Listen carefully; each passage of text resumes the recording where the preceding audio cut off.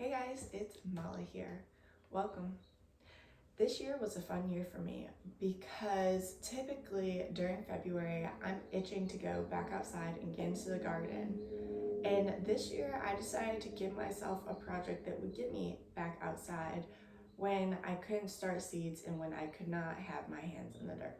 And that is with collecting maple sap and creating my own maple syrup. For a long time, I thought that I could not do maple syrup on my little homestead. We only have about 2 acres and we don't have a whole lot of trees. But last year, I did find the 2 maples that I used this year, and I studied them and I could tell easily that they're maples. I'm not an expert in looking at trees and identifying trees, but I know a maple's a maple and oak's an oak. I can do the basics. So I realized that these 2 trees were maples and I started looking into tapping them. I found a whole bunch of varieties of maples that I didn't really know that they had to be a certain kind of maple in order to be a maple syrup good tree or a sugar maple. But I was pretty sure that one of my trees was a sugar maple, and I later identified the other as a silver maple. And I tapped both of them this year to see how much I could get of each of them and just to see if I could actually make enough maple syrup to go on a stack of pancakes and call it my own. And I learned a ton. Luckily, I was able to bring in my dad. My dad grew up on a farm that made maple syrup, so I could go to him for all my questions. And pretty much anything we didn't know, we could find on a Google search. It's actually very easy, and I think people really underestimate that they could do this on their property if they only have 1 or 2 maple trees, even if they're not sugar maples. The most helpful tips that I found from my dad and from what we researched was you just need to find a setup that works for you. But having a tree with your taps on the south facing side of the tree is the best because that's the side the sun will come up and get sun all day long. And ideally, the days that I got the most sap were when the nights had dropped to around freezing or below freezing, and then the daytime was sunny and it came above freezing. Those were the days. From the sugar maple, the one day I collected at least 3 gallons of sap on our best day, and I actually could have probably made more with it, but every time I went out, the jug was overflowing, and so I could have even gotten more. It was just when I could actually empty it. And I didn't put a big container out for my sap. I just did a gallon jug. I will show you my entire setup. I believe the best I got out of the silver maple would have been about 2 gallons. So the silver maple gave off significantly less than the sugar maple. But we still got quite a bit of sap out of the silver maple. I did not find any difference when I compared side by side the sugar maple and the silver maple. I will say that the sugar maple put off more sap. I think once boiled down, the sugar maple syrup was thicker, and for the same amount, I got more of a dense syrup from the sugar maple. And I probably could have even boiled down my syrup more. It was fairly watery at the end, but it was very sweet, and I didn't want to make it sweeter.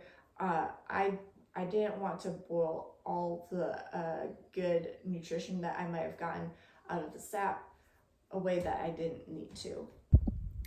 Editing Molly here for a little disclaimer for when you see that backpack that I'm wearing in this video and am often wearing randomly in our videos.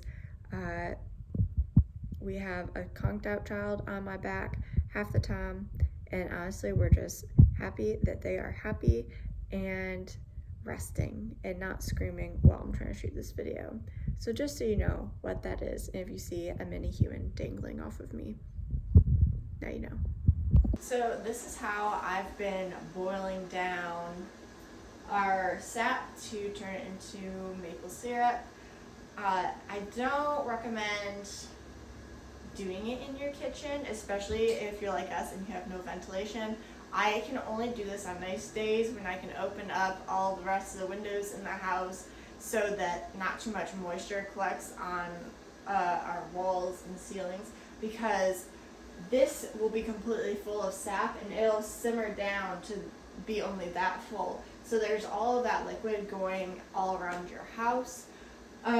If you had like a propane burner that you could use outside, that's what I recommend, but this is how I'm doing it. It takes about 6 hours when it's completely full for me, and I'll just take a day where I can be home and I can open all the windows and I simmer this down. And I have this really thick mesh filter. Once it's all simmered down and there's just a little bit on the bottom, you'll kind of know when it's done. It doesn't always thicken up perfectly, but you can, at that point, you could transfer it over to a different container and simmer it down more until it does get more thick and syrupy. Editing Molly again to let you know that if you have something like a hydrometer, that would be a really great tool for making maple syrup. You can use it to figure out what density the maple syrup needs to be at and then test it so you know exactly when. I purely went by color because I do not have that tool yet, but that is something I would be interested in getting for next year. And then you strain it through your big thick mesh into whatever container. I put it in a mason jar, or I have like a pop bottle that I keep in the fridge with it. This is my maple syrup that I've made. I just have it in this little pop bottle, and that has worked well for me. And look at how beautiful that amber color is. And then it's nice and seal tight. It's easy to pour out of here. Yeah. Here I'm going to show you guys my makeshift maple tapping setup. I got these really cheap taps off of Amazon. I got about 5 of them that come with the tubes. And then I have a plastic, it's actually an old vinegar bottle, and my dad actually made a makeshift stand with the bricks. I have the jug slid in there and just put the tubes in there, and that's that. I have a very thin filter for transferring it to the house, and then I already showed you the filter, the thicker filter I use after I've boiled it down. And here is my actual sugar maple. The last one was my silver maple, but this one is my big producer that I got so much sap out of this year. And it's the same setup, just a different tree.